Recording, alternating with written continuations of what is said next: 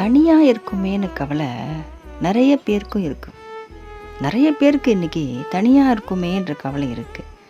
ஏன்னா உற்றார் உறவினர்கள் இவங்கெல்லாம் ஒரு விசேஷத்துக்கு கலந்துப்பாங்க, அதோடு அவங்க போயிடுவாங்க.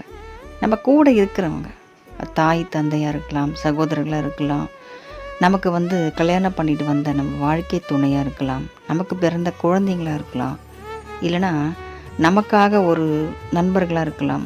இவங்க எல்லாம் ஒரு தருணங்கத்துலேயும் சேர்ந்தும் இருப்பாங்க, சில தருணங்களை நம்மளை விட்டு பிரிஞ்சும் போயிருப்பாங்க.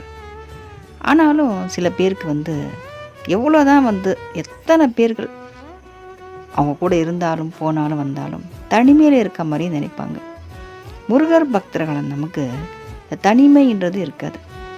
ஏன்னா முருகர் எப்போவுமே நம்ம கூட இருப்பார்.